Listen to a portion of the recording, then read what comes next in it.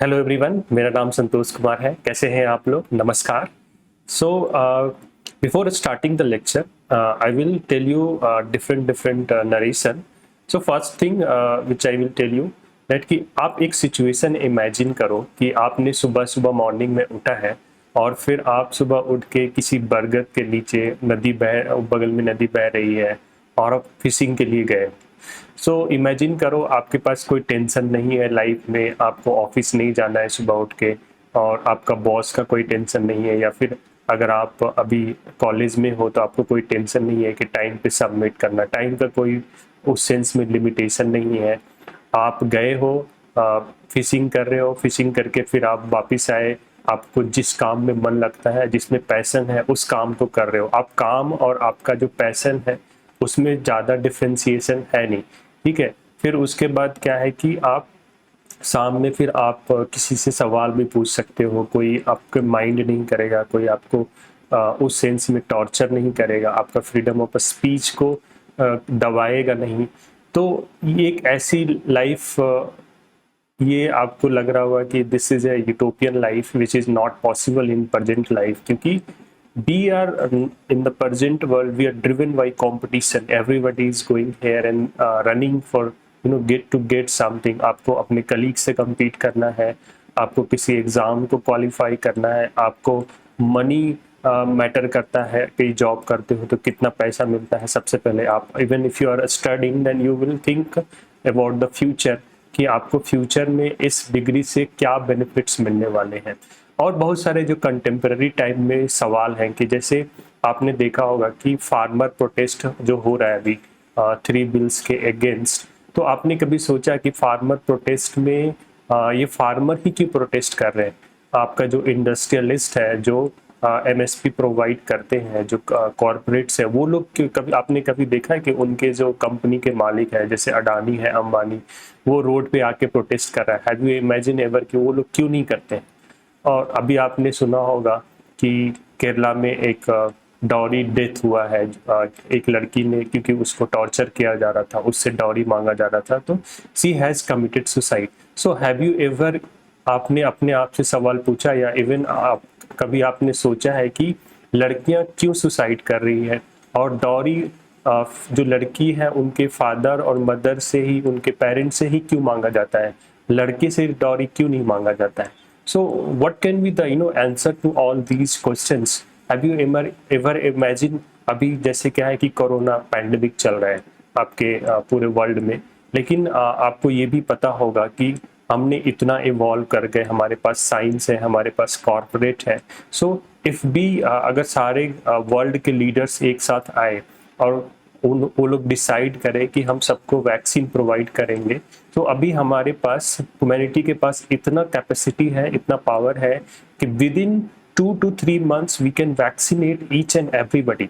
But ये क्यों नहीं हो पा रहा है? क्यों अभी एक वैक्सीन का चार्ज आपको 1000 रुपीज पे करना पड़ेगा, जो कि आप इमेजिन कर सकते हो इंडिया जैसे कंट्री में 1000 रुपीज पे करना, it's way beyond their reach. More than I will say कि 60 to 70% ऐसे लोग हैं जो भी बहुत बार सोचेंगे कि उनको 1000 रुपीज देना पड़े वैक्सीन को पे करने के लिए। So why this kind of the सवाल जो कि हम नहीं पूछते हैं और जो कि पूछना चाहिए, which is critical in nature है, तो वो उसके पीछे रीजन क्या है? सो इस चीज को एड्रेस करने के लिए आज नहीं, आज से 200 साल पहले कर सकते हो, 19th सेंचुरी में एक फिलोसफर आया था, उसका नाम था कार्ल मार्क्स, जिन्होंने क्रिटिकल पर्सपेक्टिव, क्रिटिकल एनालिसिस का फाउंडेशन रखा। सो उनके बारे में मैं आज आपको इस लेक्चर में बताऊंगा। सो उनकी बायोग्राफी के बारे में बताऊंगा, उनके जो मेजर वर्क्स हैं उनके बारे में बताऊंगा, and at the same time as a student of sociology हमें कौन कौन से टॉपिक्स को कवर करना होता है उसके बारे में मैं आप लोगों के साथ डिस्कस करूंगा। So now we can start. So basically Karl Marx के जो फादर थे वो एक लॉयर थे, वो चाहते थे कि उनका बेटा भी लॉ पढ़े और एक लॉयर बने, लेकिन कार्ल मार्क्स ने फिलॉसफी में उनका इंटरेस्ट था, उन्होंने फिलॉसफी अडॉप्ट करके ऐसे कॉलेज में पढ़ रहे थे जहाँ पे हीगल टीचर था। सो हीगल से कह सकते हो कि सर्टेन वे में इन्फ्लुएंस हो के कुछ एक ग्रुप था यंग हीगेलियंस का, जो कि हीगल से पूरी तरह से एग्री नहीं करते थे, उनके क्रिटिक्स में लिखते थे, और वो लोग ये मानते थे कि जो वो हीगल्स बोलता था कि गॉड जो है एक कह सकते हो कि idealised form of women being है, उसके अगेंस्ट ये लोग बोलते थे कि नहीं, यू आर टॉकिंग अबाउट कि रिलीजन जो है, जैसे कि मार्क्स का आपने स्टेटमेंट सुना होगा, मैं सिंप्लीफाई करके बता रहा हूँ कि religion is a opium of masses. Religion क्या करता है कि आपको सिम्टोमेटिक रिलीफ देता है, सिम्टम को आपको कह सकते हो कि एड्रेस करता है, आपके जो रूट काउज ऑफ डिजीज है उसको एड्रेस नहीं करता है। रिलीजन में आप इसलिए आप बहुत ज़्यादा ऑब्सेस रहते हो, जस्ट लाइक ओपियम जिससे नशा होता है, उसी तरह से आप रिलीजन को नशा में रहते हो, आप रियल प्रॉब्लम को फेस नहीं कर पा रहे होते।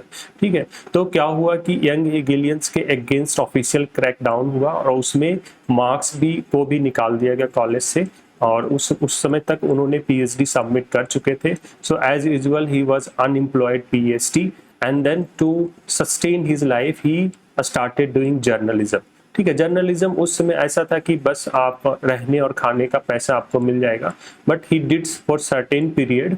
उसके बाद वो क्योंकि he used to write very critically, so उनको वहां से भी फायर कर दिया गया, and then he you can understand वो फाइनली लंदन गए थे, लंदन के स्लम में रहते थे। ठीक है, स्लम में रहते थे, यू कैन अंडरस्टैंड कि उनका साथ कैसा सिचुएशन था। ही was living in a poor situation. You can imagine by this example कि उनके 3 चिल्ड्रन थे जो कि उनका डेथ हो गया, एंड द 4th चिल्ड्रन था उसका स्टिल बॉर्न हुआ था। ठीक है, सो यू कैन अंडरस्टैंड कि what kind of this socio economic situation में he was living. So basically मैं आपको अगर समराइज करूँ इन द पर्सपेक्टिव ऑफ कि कहाँ से उन्होंने, पहले जैसे जर्मनी में थे, क्लोन में रहा करते थे, वहाँ पे उन्होंने अपनी पढ़ाई करी। उसके बाद क्या हुआ कि वहाँ से मूव करके, क्योंकि वो गवर्नमेंट के अगेंस्ट लिखा करते थे, वो पेरिस गए। पेरिस में उनको एक अच्छा दोस्त मिला, इंगल्स। वो इंगल्स के साथ में, क्योंकि इंगल्स इनके आइडिया से कह सकते हो कि आइडिया मिलता जुलता था, तो ये दोनों एक दूसरे के दोस्त बन गए। और इंगल्स के जो फादर था एक इंडस्ट्रियलिस्ट था, so he used to support Marx, क्योंकि मार्क्स तो आपको बताया कि वो एक पुअर कंडीशन में रह रहे थे।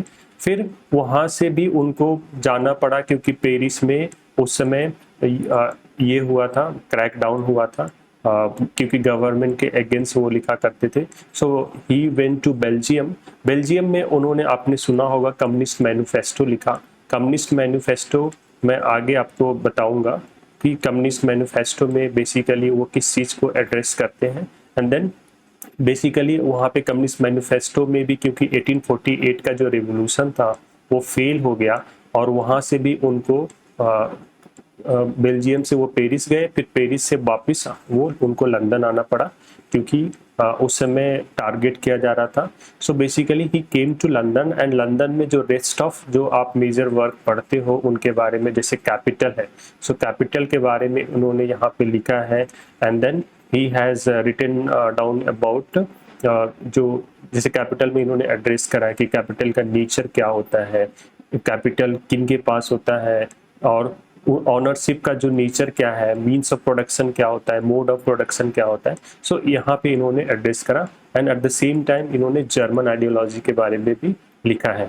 ठीक है, so as already I have told you कि these are the 3 major works which is very famous he has written down। एक तो कम्युनिस्ट मैनिफेस्टो हो गया था। सो बेसिकली इसमें इन्होंने प्रेडिक्ट किया था कि एक ऐसी सोसाइटी आएगी जो कम्युनिज्म होगी।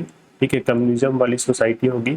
उसमें इन्होंने बोला था, इनका जो सेंट्रल आइडिया था ये था कि जो इंस्टीट्यूशन ऑफ प्राइवेट प्रॉपर्टी है वो वहाँ पे नहीं होगा। ठीक है, इंस्टीट्यूशन ऑफ, कह सकते हो कि प्राइवेट प्रॉपर्टी जो है वो उस सोसाइटी में नहीं होगा, and at the same time there will be no state, there will be no class, so kind of everybody will be equal, egalitarian society होगा, जो कि हम प्रिमिटिव सोसाइटी था उसमें देखने को मिलता था। आप देख सकते हो कि जो ट्राइबल सोसाइटी होते हैं उसमें कम्युनल ओनरशिप होता है।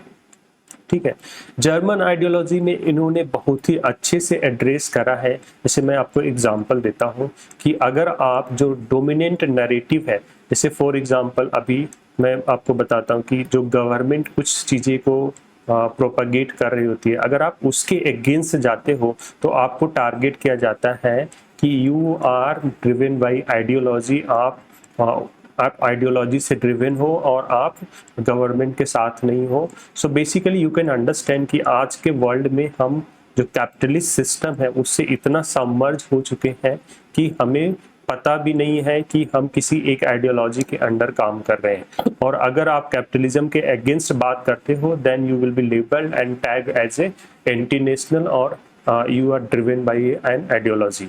ठीक है। So as a student of sociology what we need to understand, as a student of sociology we need to understand historical materialism. Historical materialism इनका कह सकते हो कि मेथोडोलॉजी था टू अंडरस्टैंड सोसाइटी, इकोनॉमी, कुछ भी जो भी आपका सब्जेक्ट मैटर है, ही उनका जो सोसाइटी का अंडरस्टैंडिंग था वो एज ए होल मानते थे। वो he used to consider society in entirety.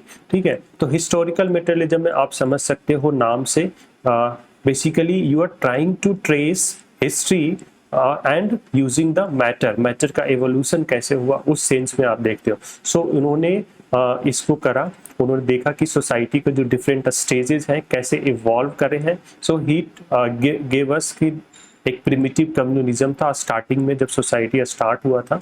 So there used to be primitive communism and then it came आपका एंशिएंट सोसाइटी आया, फिर उसके बाद फ्यूडल सोसाइटी आया और फिर आपके बाद आया अभी जो कैपिटलिस्ट सोसाइटी चल रहा है। And then finally he said कि विल आएगा, कौन आएगा, कम्युनिज्म सोसाइटी आएगा।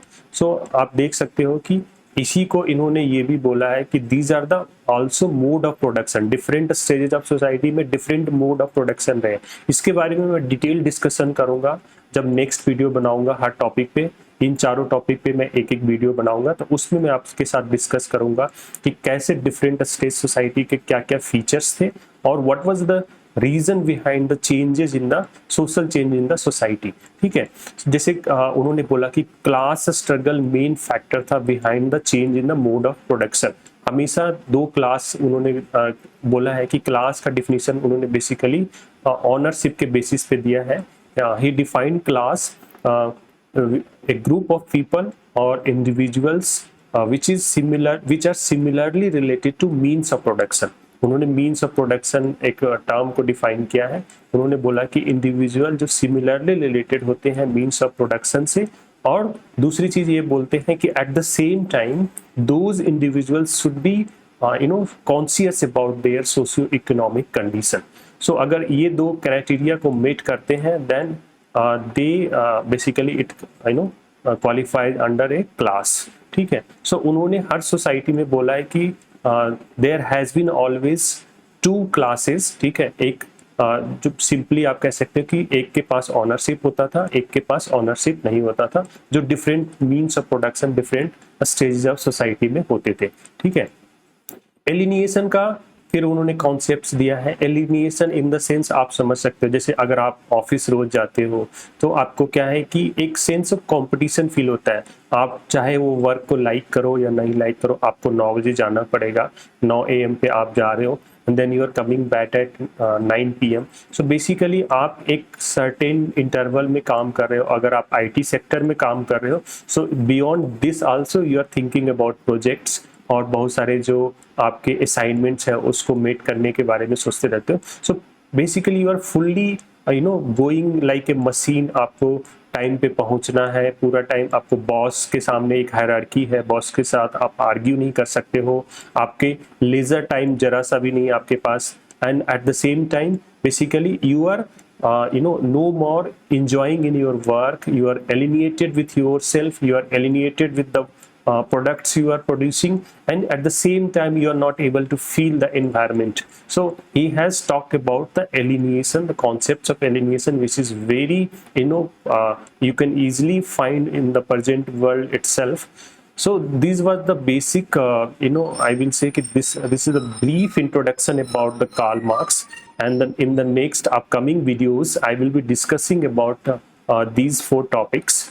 So thank you so much guys. I think this must be helpful for you guys, and you can follow me on Vanavi Santosh is my user ID on Twitter and Instagram, and at the same time you can also join the Telegram channel mentioned in the description, and also please share and subscribe I will be coming with there are so many videos.